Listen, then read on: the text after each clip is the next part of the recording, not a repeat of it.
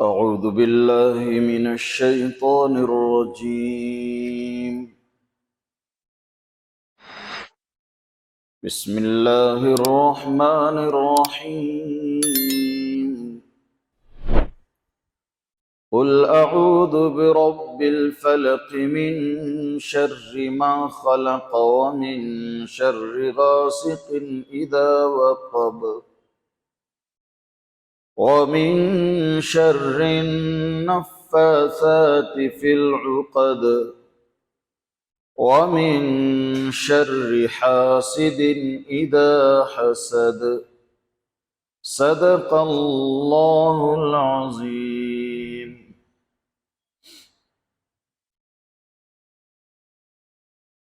پچھلی مجلس میں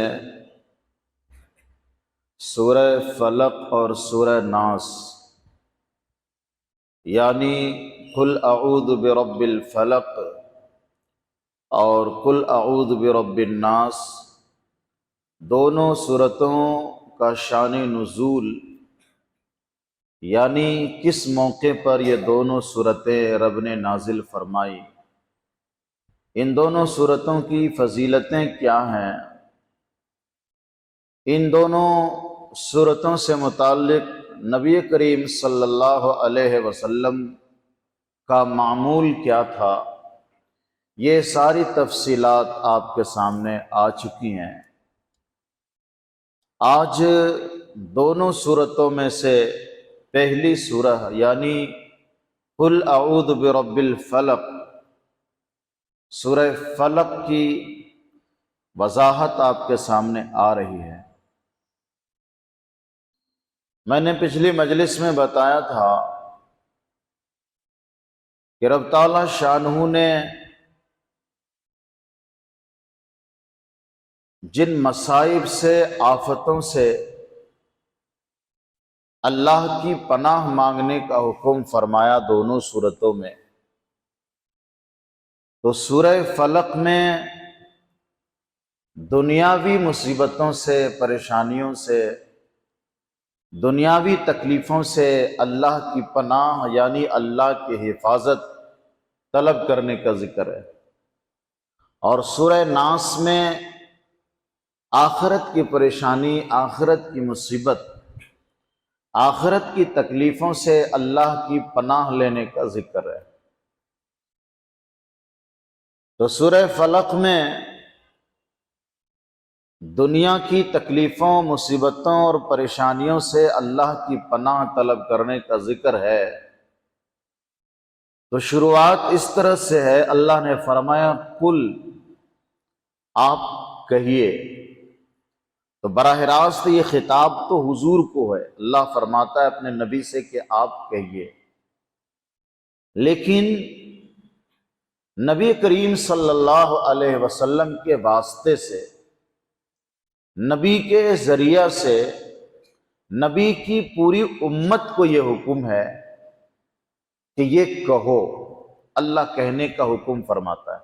قل، آپ کہیے، اعوذ برب الفلق، میں پناہ مانگتا ہوں، پناہ حفاظت مانگتا ہوں، اللہ کی پناہ مانگتا ہوں۔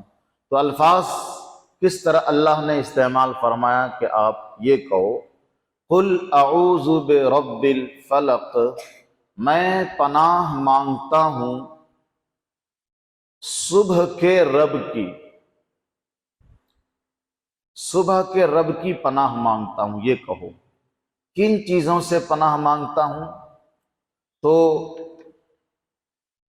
4 چیزیں گنوائی ہیں اللہ نے، اللہ کی ایک صفت ذکر ہوئی اور 4 چیزوں سے اللہ کی پناہ مانگی گئی۔ صرف ایک صفت اللہ کی ذکر ہوئی، اعوذ برب الفلق، میں پناہ مانگتا ہوں صبح کے رب کی، رب الفلق، یہ ایک صفت ہے، صبح کے رب کی پناہ مانگتا ہوں۔ تو صبح کا رب ہونا یہ اللہ کی صفت ہے، حالانکہ ہر چیز کا رب اللہ ہے، شام کا بھی رب اللہ ہے، رات کا بھی رب اللہ ہے، دن کا رب اللہ ہے، لیکن یہاں خاص طور پر صبح کا رب یہ صفت اللہ نے ذکر کی۔ کہ تم لوگ یہ کہا کرو کہ میں پناہ مانگتا ہوں صبح کے رب کی۔ ایسا کیوں کہا؟ اشارہ کیا کہ جو تکلیفیں تمہارے اوپر آتی ہیں نا، ہر انسان کے اوپر دنیا میں جو بھی مصیبتیں آتی ہیں، جو بھی پریشانیاں آتی ہیں، یہ تمام مصیبتیں، پریشانیاں، تکلیفیں، دکھ، درد، حالات کی خرابی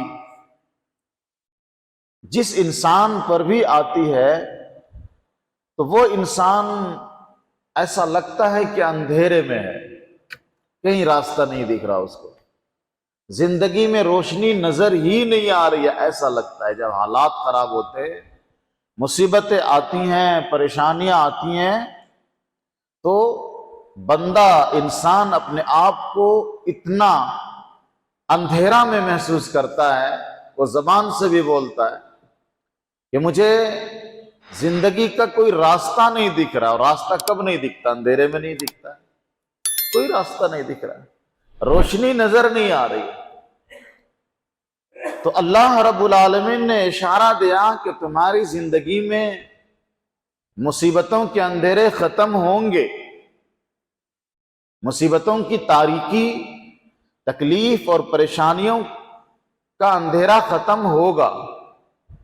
رات بھی تو ہوتی ہے نا، تو رات میں کیا ہوتا ہے؟ اندھیرا ہوتا ہے، لیکن صبح ہوتی ہے کہ نہیں ہوتی ہے؟ اللہ یہ اشارہ کرتا اپنے بندے کو کہ تم اپنی زندگی میں ہر دن ایک رات کو دیکھتے ہو، اس رات میں کیا ہوتا ہے؟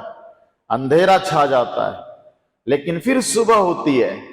یہ صبح، رات کے اندھیرے کو پھاڑ کر صبح کون نکالتا ہے؟ واپس صبح کو کون لاتا ہے؟ اللہ لاتا ہے۔ رات کو انسان ایسا محسوس کرتا ہے کہ پوری کائنات میں اندھیرا چھا گیا ہے، سناٹا چھا گیا ہے، اور اگر کہیں لائٹ کا سسٹم نہ ہو، آبادی نہ ہو، شہر نہ ہو، دیہات ہو، جنگل ہو، تو ایک ڈراؤنی سی کیفیت محسوس ہوتی ہے ہر انسان کو رات کے سناٹے میں، رات کے اندھیرے میں۔ لیکن پھر رات کی تاریکی چھٹ جاتی ہے، رات کا اندھیرا ختم ہو جاتا ہے، صبح نمودار ہو جاتی ہے۔ تو یہ جو صبح نمودار ہو گئی، دن کی روشنی نکل آئی، یہ کس نے نکال دیا؟ اب ایسی روشنی آئی کہ انسان کدھر بھی جا سکتا ہے، کوئی ڈر نہیں، کوئی خوف نہیں، بنداس ہے۔ رات کا ڈر ختم ہو گیا، تاریکی کس نے لایا؟ صبح کی روشنی، اللہ نے۔ تو یہ جو صبح کی روشنی نکالنے والا ہے، اللہ ہے۔ اشارہ دیا اللہ نے، حالانکہ ہر وقت کا مالک اللہ ہے، ہر وقت کا رب اللہ ہے، لیکن اپنے بندے کو جن چیزوں کی تکلیفوں سے بچنے کے لیے حکم دے رہا ہے، ان چیزوں کی تکلیف سے بچنے کے لیے میری پناہ میں آؤ۔ وہ چیزیں تکلیفیں ہیں، اور تکلیف ایک اندھیرے ٹائپ کی ہوتی ہے۔ تو اللہ فرماتا ایسا کہو۔ حضور کو اللہ نے کہا، اور حضور کے واسطے سے اللہ نے حضور کی پوری امت سے کہا کہ تم یہ کہو، کیا؟ قل اعوذ برب الفلق، میں پناہ مانگتا ہوں صبح کے رب کی، صبح کے رب کی حفاظت مانگتا ہوں۔ ایک صفت اللہ کے ذکر کی کہ وہ صبح کا رب ہے۔ حکمت اس میں بتا دیا میں، کن چیزوں سے پناہ چاہیے؟ 4 چیزیں ذکر کی اللہ نے۔ آج انہی 4 چیزوں کو صرف بیان کروں گا، اور اگلی مجلس میں سورہ ناس۔ 4 چیزیں ذکر کی کہ یہ کہو کہ میں پناہ مانگتا ہوں صبح کے رب کی، کس چیز سے؟ من شر ما خلق، ہر اس چیز کے شر سے جس کو رب نے پیدا کیا ہے، یعنی تمام مخلوقات کے شر سے پناہ مانگتا ہوں، اللہ کی پناہ مانگتا ہوں، صبح کے رب کی پناہ مانگتا ہوں ہر مخلوق کے شر سے۔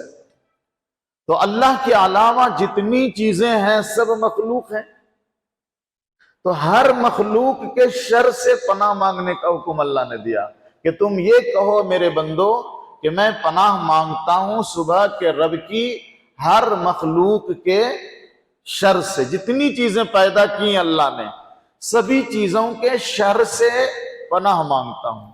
تو پتہ چلا کہ دنیا میں اللہ کے علاوہ جتنی مخلوق ہے سبھی کے اندر شر ہے۔ اب ایک بڑا سوال یہاں پیدا ہوتا ہے کہ مخلوق تو بہت ساری ہیں، فرشتے بھی اللہ کی مخلوق ہے، پیغمبر، نبی، یہ سب اللہ کی مخلوق ہے نہیں ہے؟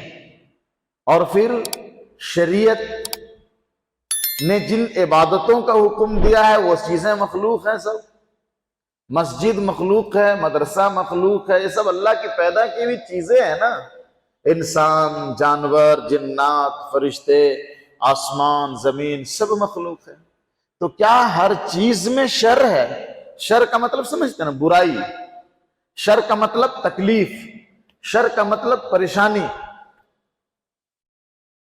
تو ہر چیز کے اندر شر ہے، اس کا اپوزٹ ہے خیر۔ ہر چیز کے اندر خیر بھی ہوتی ہے اور ہر چیز کے اندر شر بھی ہوتی ہے۔ یہ جو حکم دیا قرآن میں کہ انسانوں تم کہو کہ میں صبح کے رب کی پناہ مانگتا ہوں تمام مخلوق کے شر سے، تو حضور بھی تو مخلوق ہے نا، حضور پیدا ہوئے کہ نہیں ہوئے؟ وہ بھی تو مخلوق ہیں۔ آدم علیہ السلام سے لے کر عیسیٰ علیہ السلام تک سارے انبیاء مخلوق ہیں کہ نہیں ہیں؟ کیا حضور کے اندر بھی شر ہے، تکلیف، مصیبت حضور کے اندر بھی ہے؟ ہاں ہے، پر اس کی شکل الگ ہے۔ ہر چیز کے اندر شر ہے اور خیر ہے۔ ہم نماز پڑھتے ہیں نا، نماز کے اندر خیر بھی ہے اور شر بھی ہے۔ شر نماز کے اندر کیا ہے؟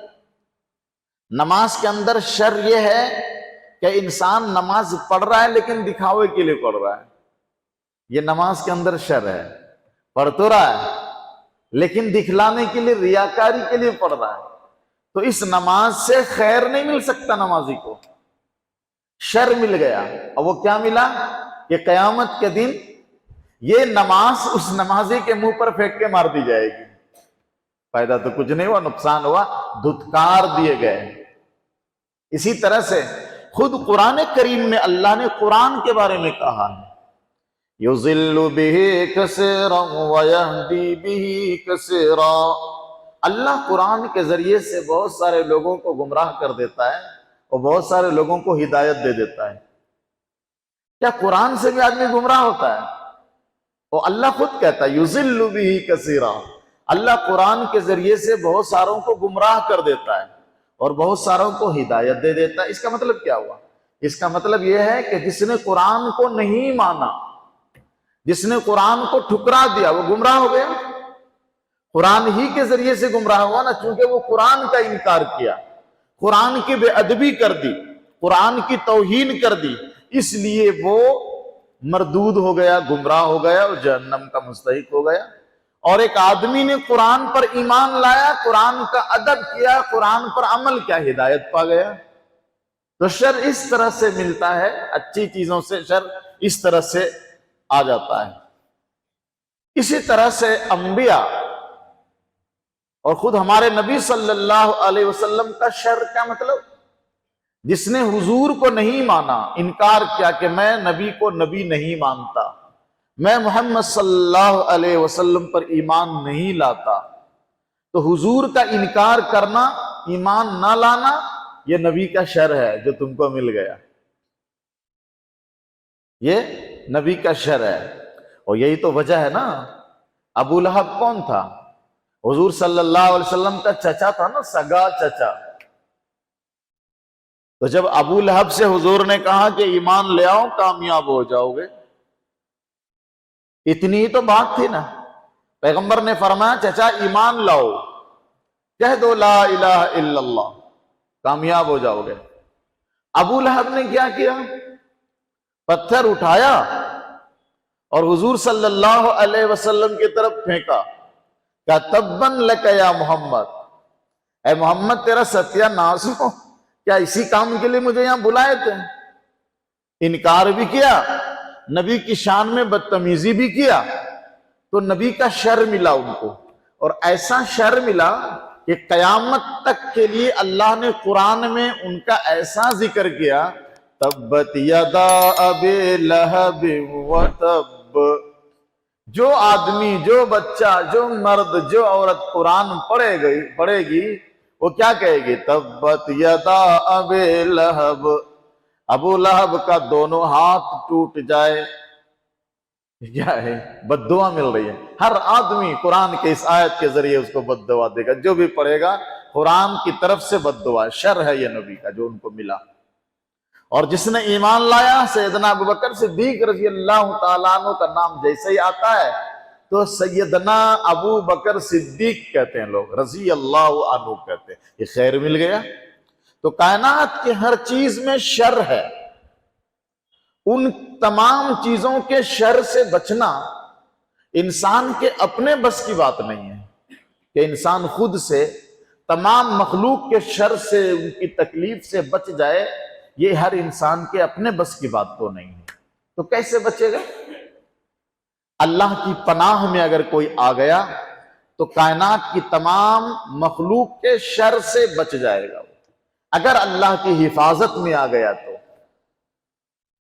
تو اللہ نے پہلی چیز کا ذکر فرمایا، قل اعوذ برب الفلق، کہیے کہ میں پناہ مانگتا ہوں صبح کے رب کی تمام مخلوق کے شر سے۔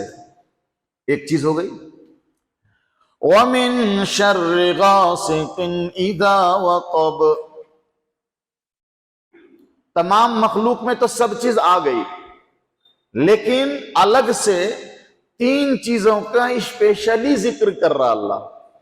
انہی مخلوق میں سے تین اسپیشل چیز کا الگ سے ذکر کر رہا اللہ۔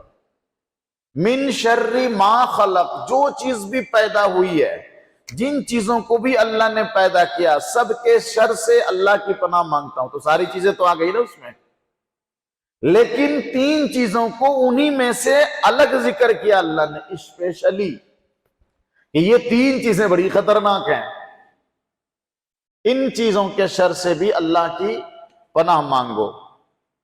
وَمِن شَرِّ غَاسِقٍ إِذَا وَقَبَ، رات کے اندھیرے سے جب وہ چھا جائے، رات کے اندھیرے سے، تو یہ رات کا جو اندھیرا ہے نا، یہ بھی مخلوق ہے، اللہ نے پیدا کیا نا اس کو۔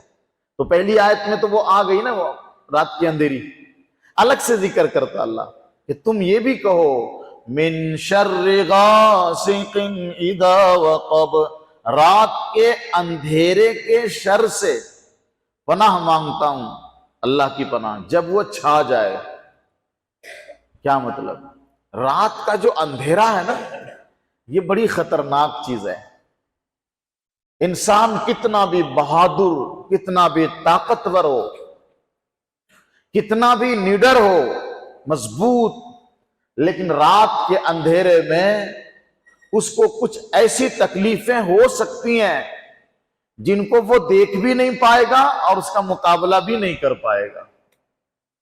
حالانکہ انسان بڑا مضبوط ہے، بہت بہادر ہے، طاقتور ہے، لیکن رات کا اندھیرا ہے نا، اس رات کے اندھیرے میں کچھ ایسی تکلیفیں ہوتی ہیں جن کو کبھی انسان دیکھ نہیں پاتا ہے، اور اگر دیکھ بھی لیا تو بسا اوقات اس کا مقابلہ نہیں کر پاتا انسان۔ رات کا ذکر اس لیے اللہ نے کیا کہ رات کا جو اندھیرا ہوتا ہے، اس کا شر، اس کی تکلیف بڑی خطرناک ہوتی ہے۔ تو اس کی خطرناکی سے بچنے کے لیے اللہ کی پناہ میں آؤ، تم خود سے نہیں بچ سکتے جب تک اللہ کی پناہ میں نہ آؤ گے۔ کیوں خاص طور پر رات کے اندھیرے کا ذکر اللہ نے کیا؟ علماء فرماتے ہیں کہ رات جب آتی ہے نا، جب رات کا اندھیرا شروع ہوتا ہے تو جنات اور شیطان کی چہل پہل شروع ہو جاتی ہے۔ یہ جتنے جنات اور شیطان ہیں، ہم اس کو نہیں دیکھ سکتے، لیکن وہ ہم کو دیکھتے ہیں، ٹھیک ہے؟ تو عام طور پر اس کی چہل پہل، اس کی نقل و حرکت، رات کا اندھیرا جیسے شروع ہوتا ہے نا، تب ان لوگوں کی نقل و حرکت شروع ہو جاتی ہے، ان کی چہل پہل، آمد و رفت شروع ہوتی ہے۔ اسی لیے حضور صلی اللہ علیہ وسلم نے حدیث پاک میں بڑی اچھی بات بیان فرمائی ہے۔ حضور پاک کی بڑی پیاری حدیث ہے، حضور نے فرمایا کہ جب رات کا اندھیرا شروع ہو، یعنی مغرب کے بعد رات کا اندھیرا شروع ہو، تو اپنے بچوں کو اور جانوروں کو باہر نہ چھوڑو، اپنے بچوں کو باہر نہ چھوڑو، باہر نہ نکلنے دو۔ کیوں؟ عام طور پر رات کے اندھیرے جب شروع ہوتے ہیں تو جنات اور شیاطین کی نقل و حرکت شروع ہوتی ہے، ممکن ہے بچہ اس کا شکار ہو جائے، اس لیے باہر نہ چھوڑو۔ کتنی بڑی حدیث ہے، کتنی پیاری حدیث ہے۔ مغرب کے بعد بچوں کو باہر نہ چھوڑو۔ اسی چیز پر نظر رکھ کے سرکار دو عالم صلی اللہ علیہ وسلم نے ہدایت دی۔ اسی طرح سے جب رات آتی ہے نا، چور، لٹیرے، ڈاکو، یہ سب رات میں اپنی کارروائی شروع کرتے ہیں، دن میں کم، دن میں نہیں کرتے۔ رات جب آتی ہے تو چور، لٹیرے، ڈاکو سڑکوں پر، جنگلوں میں باہر گھومنا پھرنا شروع کر دیتے ہیں۔ اور اس کی ایک بڑی مثال لے لیجئے، جب رات آ جاتی ہے نا، کتوں کو پتا چل جاتا ہے کہ اب میرا ٹائم شروع ہو گیا،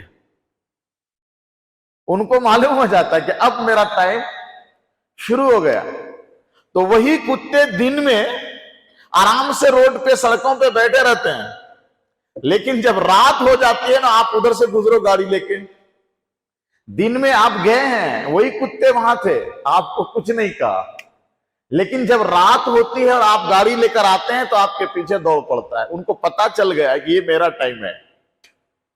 اور پھر صبح ہو جاتی ہے، صبح آپ گاڑی لے کے آؤ، آپ کے پیچھے کتے نہیں آتے۔ تو چور، لوٹیرے، ڈاکو بھی رات میں اپنی کارروائی کرتے ہیں، تو ایسی تکلیف رات کے اندھیرے میں ہوتی ہے۔ نمبر 3، چونکہ یہ سورہ، دونوں سورہ حضور صلی اللہ علیہ وسلم پر جو جادو ہوا تھا، اس جادو کو ختم کرنے کے لیے دونوں سورتیں اللہ نے نازل کی۔ تو یہ جو جادو ٹونا ٹوٹکا ہوتا ہے نا، عام طور پر اس کا سارا پروگرام رات میں ہوتا ہے۔ جادو کا ٹونا ٹوٹکا جتنا بھی ہوتا ہے نا، اس کا سارا پروگرام، سارا کام دھندا عام طور پر رات میں ہوتا ہے۔ اور یہی وجہ ہے نا کہ جس دن اماوس ہوتی ہے نا، سب لوگ ڈر جاتے کہ نہیں ڈر جاتے ہیں، دکان بند رکھ دیتے ہیں، آج اماوس ہے۔ اور کچھ لوگوں کے دلوں میں بھرم بھی آ جاتا ہے، وہم، آج اماوس ہے، کچھ تو ہو جائے گا گڑبڑ۔ اور اگر اسی رات میں پیٹ میں درد ہو گیا اتفاق سے، بخار آ گیا، حالانکہ بخار آیا دوسری وجہ سے، پیٹ میں درد ہوا دوسری وجہ سے، لیکن دماغ ادھر چلا جاتا ہے، آج اماوس تھی۔ اماوس کا مطلب سمجھتے ہیں؟ اندھیری رات ہے آج اندھیری رات ہے، اور اسی اندھیری رات میں زیادہ تر جادوگر لوگ اپنا کام کرتے ہیں، جادو وغیرہ کا۔ تو رات میں یہ ساری تکلیفیں ہوتی ہیں، دشمن کا نکلنا، چور ڈاکو کا نکلنا، جنات شیاطین کا نکلنا، اور جتنے بھی جادوگر لوگ جادو والا عمل کرتے عام طور پر رات میں کرتے ہیں۔ اچھا، آپ کے خلاف کوئی جادو رات میں کر رہا ہے تو آپ کو کیا پتا چلے گا؟ کوئی جادو کر رہا ہے، آپ کو پتا چلے گا؟ نہیں چلے گا نا، کون کیا کر رہا ہے؟ لیکن رات میں آپ کے خلاف کارروائی ہو رہی ہے، تو آپ بچو گے کیسے؟ یہی پڑھنے سے بچو گے جو اللہ نے کہا، قُلْ أَعُوذُ بِرَبِّ الْفَلَقِ، کہیے کہ میں پناہ مانگتا ہوں صبح کے رب کی، من شر ما خلق، تمام مخلوق کے شر سے، وَمِن شَرِّ غَاسِقٍ إِذَا وَقَبَ، اور رات کے اندھیرے کے شر سے جب وہ چھا جائے، تبھی آپ بچیں گے۔ اللہ کی پناہ مانگ رہے ہیں، اعوذ برب الفلق، میں پناہ مانگتا ہوں صبح کے رب کی۔ دو چیز ہو گئی، آگے وَمِن شَرِّ النَّفَّاثَاتِ فِي الْعُقَدِ، گرہوں میں پھونکنے والیوں کے شر سے، گرہوں میں پھونک مارنے والیوں کے شر سے صبح کے رب کی پناہ مانگتا ہوں۔ کن سے؟ گرہوں میں پھونک مارنے والیوں کے شر سے۔ کیا مطلب ہے گرہ میں پھونک مارنے کا مطلب؟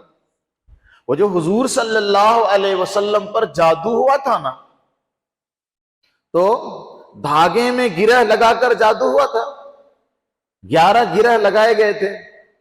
تو جادوگر لوگ گرہ لگاتے ہیں، یا نفاسات کہا ہے اللہ نے، گرہوں میں پھونک مارنے والیوں کے شر سے۔ پتا چلا کہ جادو ٹونا ٹوٹکا کا کام زیادہ تر عورتیں کرتی ہیں، عورتیں کرتی بھی زیادہ اور کرواتی بھی زیادہ ہیں۔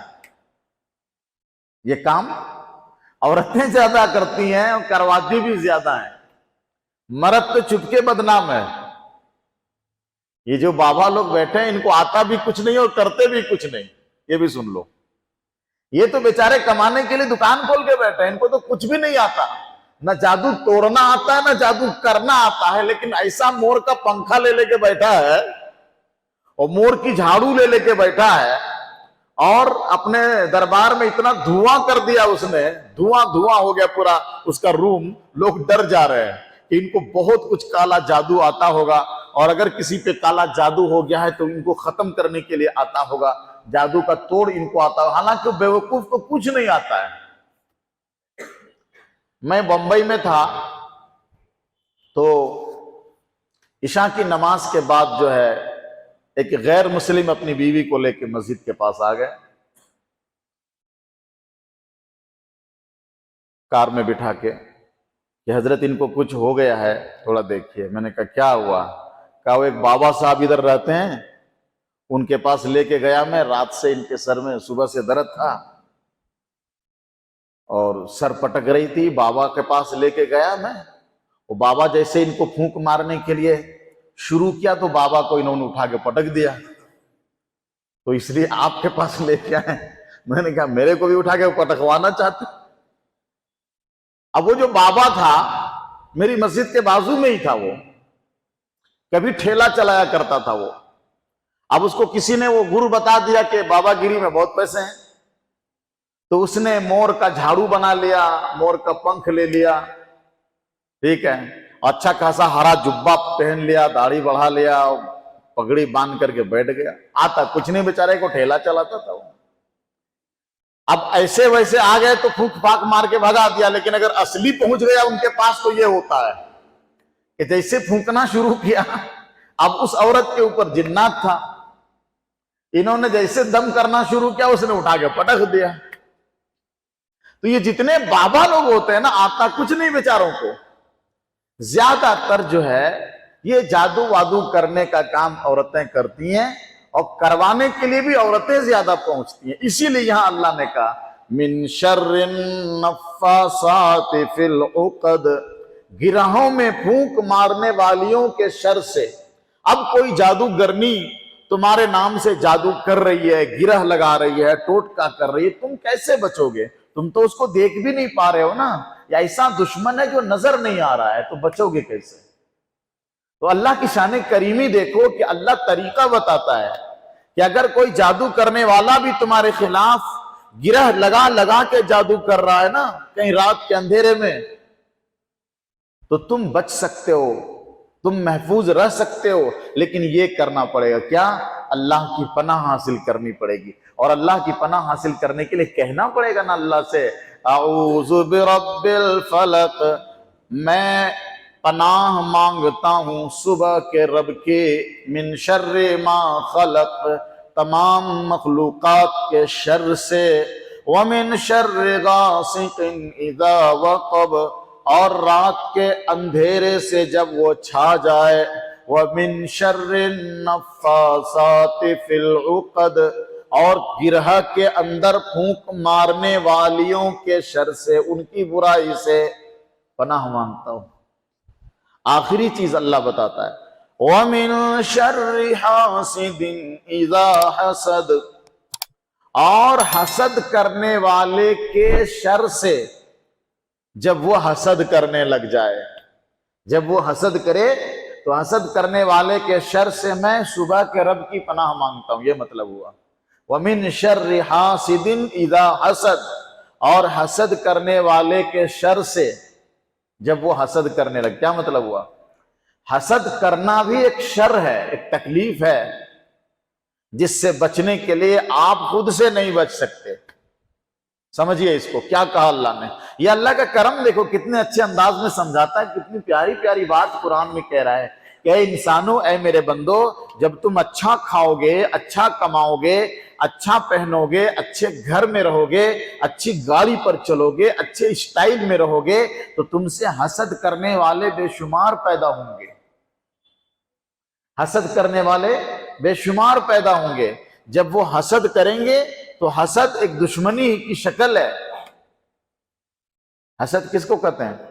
آپ کے پاس کوئی نعمت ہے، کچھ دولت ہے، کچھ اچھی چیزیں ہیں، تو میرے دل میں یہ خیال آنا کہ ان کے پاس اتنی اچھی گاڑی کیوں ہے، وہ نہیں رہنا، ان کے پاس ختم ہو جانا، وہ میرے پاس رہنا، اس سوچ کو حسد بولا جاتا ہے۔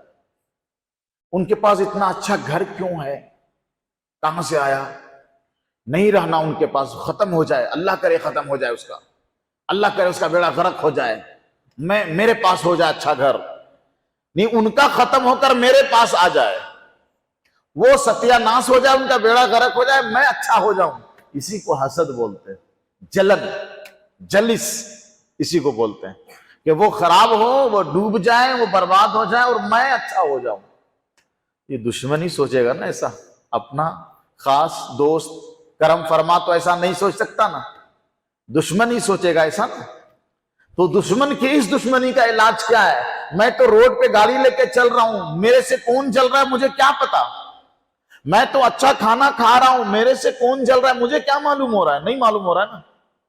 میرا اچھا گھر ہے، میں نے اچھا گھر بنایا، میں اچھی عبادت کر رہا ہوں، میں نیک بن رہا ہوں، میں صالح بن رہا ہوں، میں آخرت کما رہا ہوں، میں دنیا کما رہا ہوں، پر میرے سے جلنے والے کون کون جل رہے مجھے کیا پتا، وہ تو دکھ نہیں رہا ہے نا، تب اس کی تکلیف سے کیسے بچیں گے؟ اللہ کہتا ہے میری پناہ میں آ جاؤ نا، میں بچا لوں گا۔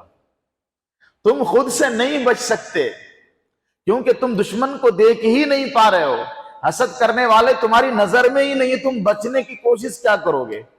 بس ایک علاج، ایک طریقہ اس کا یہ ہے کہ تم میری حفاظت میں آ جاؤ، میری پناہ میں آ جاؤ، میں بچا لوں گا۔ زمانہ چاہے لاکھ حسد کرے تم کو کچھ نہیں ہونے دوں گا، لیکن تم یہ کہو میرے سامنے، قل اعوذ برب الفلق، میں پناہ مانگتا ہوں صبح کے رب کی، من شر ما خلق، تمام مخلوقات کے شر سے، ومن شر غاسق اذا وقب، اور رات کے اندھیرے کے شر سے جب وہ چھا جائے، ومن شر النفاثات فی العقد، اور گرہوں میں پھونک مارنے والیوں کے شر سے، ومن شر حاسد اذا حسد، اور حسد کرنے والے کی تکلیف سے، ان کے شر سے جب وہ حسد کرنے لگے۔ حسد اتنا بڑا گناہ ہے، آج جو جمعہ میں تقریر کر رہا تھا نا کہ کچھ کام ایسے ہوتے ہیں، کچھ گناہ ایسے ہوتے ہیں جن کی وجہ سے نیکیاں برباد ہو جاتی ہیں، نیکیاں ختم ہو جاتی ہیں اور انسان کو پتہ بھی نہیں چلتا ہے۔ ان میں سے ایک حسد بھی ہے۔ حضور سرکار دو عالم صلی اللہ علیہ وسلم فرماتے ہیں، ان الحسد یأکل الحسنات، حسد نیکیوں کو ایسا کھا جاتی ہیں جیسے آگ لکڑی کو کھا جاتی ہے۔ حسد نیکی کو ایسا کھا جاتی ہے جیسے آگ لکڑی کو کھا جاتی ہے۔ تو حسد اگر ہم کر رہے ہیں کسی سے تو اس حسد کی وجہ سے ہماری نیکیاں تو ختم ہو گئی نا، ملا کچھ بھی نہیں۔ تو حسد کرنے والے کی حسد سے، ان کے شر سے، ان کی تکلیف اور برائی سے بچنے کے لیے اللہ نے فرمایا کہ یہ کہو۔ اچھا تو کتنی بڑی تعلیم ہے، کتنی عظیم تربیت ہے کہ خود خدا کہہ رہا ہے کہ میرے بندو تمہارے پیچھے کچھ ایسی تکلیفیں ہیں جن سے تمہارا خود بچنا ناممکن ہے، جب تم میری پناہ میں، میری تکلیف، میری حفاظت میں آ جاؤ گے تو ان تمام چیزوں کی تکلیف سے میں تم کو بچاؤں گا۔ تو اب یہ سورہ پڑھنی چاہیے کہ نہیں پڑھنی چاہیے ہر مسلمان کو؟ نہیں پڑھنی چاہیے۔ پڑھتے بہت لوگ ہیں، سمجھتے کوئی نہیں ہے، تو اس کی تفسیر بھی سمجھنی چاہیے کہ نہیں سمجھنی چاہیے؟ یہ ایک تحریکی پروگرام ہے، قرآن کی تفسیر اللہ کرے ہر مجلس میں ہو، اور ہر آدمی جو دین کی بات کرتا ہے وہ پہلے اس مجلس میں شریک ہو۔ اصل دین قرآن سے نکلتا ہے نا، قرآن ہی تو دین کی جڑ ہے نا، دین کی ساری باتوں کی جڑ تو قرآن ہے نا، یہیں سے حدیث، یہیں سے شریعت، پورے مسائل سب یہیں سے ہیں۔ اور اسی کو ہم مسلمانوں نے ایسا چھوڑا کہ خود قرآن میں اللہ کہتا ہے کہ یہ قرآن اللہ کے سامنے قیامت کے دن شکایت کرے گا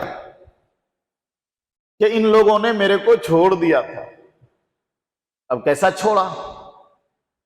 قرآن کی مجلس میں لوگ بیٹھنے کے لیے تیار ہو، اس کی تفسیر کو، اس کے معنی کو، مفہوم کو، مطلب کو سمجھنے کے لیے لوگ تیار ہیں۔ اب آپ دیکھیے کہ آپ نے سورہ فلق کی تفسیر کو سنا نا، کتنی پیاری باتیں، کتنی پیاری تعلیم اللہ دے رہا ہے۔ ہمیں معلوم نہیں ہے کہ اللہ اتنا کرم فرما رہا ہے کہ چند ایسی چیزوں کو گنوایا اللہ نے جس سے انسان کا خود بچنا بہت مشکل ہے، اور اللہ بتا رہا ہے کہ اس سے بچنے کا طریقہ یہ ہے کہ تم یہ کہو، کیا؟ قل اعوذ برب الفلق۔ اسی لیے حضور صلی اللہ علیہ وسلم صبح اور شام ان دونوں سورتوں کو پڑھا کرتے تھے۔ ہمارے اوپر، آپ کے اوپر بھی لازم ہے کہ ہر نماز کے بعد یا کم سے کم ہر صبح اور ہر شام کو ان دونوں سورتوں کو پڑھے۔ قل اعوذ برب الفلق من شر ما خلق ومن شر غاسق اذا وقب ومن شر النفاثات في العقد ومن شر حاسد اذا حسد۔ اللہ ہم سب کو عمل کی توفیق عطا فرمائے۔ اگلی مجلس میں انشاءاللہ سورہ ناس کی تفسیر ہوگی۔